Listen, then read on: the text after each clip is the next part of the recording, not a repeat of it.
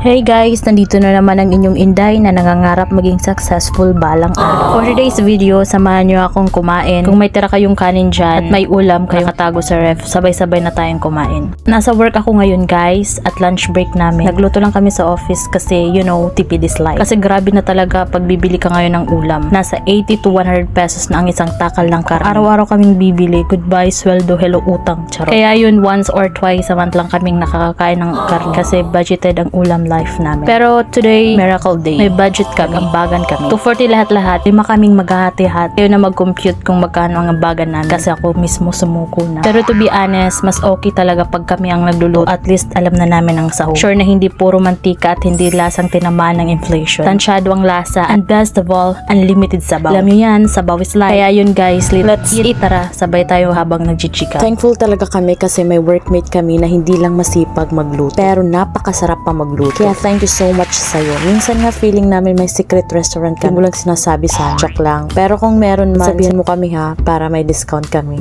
By the way, ano ba ang gusto nyo na version ng sinigang na baboy? Normal ba o yung level up na halos maiyak ka sa asin? Char. Ito nga pala, lalagyan nyo pa rin ba ng tinidor yung karne pag nagluluto para lumambot? Kasi sabi ng lola namin, effective daw yun. Parang acupuncture ng baboy. Grabe ngayon no, dahil sobrang mahal na talaga ng mga sangkap. Wala na kaming talong, okra, wala na rin sili. Halos mag-goodbye sitaw na rin. Ang natira na lang ay puro kangkong at yung malunggay na pinitas lang sa gilid ng kalsada. Yung tipong may nadaanan kang puno tapos biglang mag-iisip, ay pang sinigang to, eco-friendly pa, libre. Charot. Pero kahit budget edition ang sinigang namin, grabe pa rin makahappy. Yung sabaw pa lang stress reliever na. Yung asim na tamang-tama kahit puro dahon na lang ang laman, solve pa rin kami. Kasi diba sinigang is like kahit simpleng ingredients basta may sabaw, may kanin at may kabanding, good vibes na agad. At pag masarap ang sinigang kahit gaano ka simple, napapa-extra rice ka talaga. Kaya kayo dyan, try nyo na rin magsinigang ngayon. Alam nyo guys, I'm always thankful and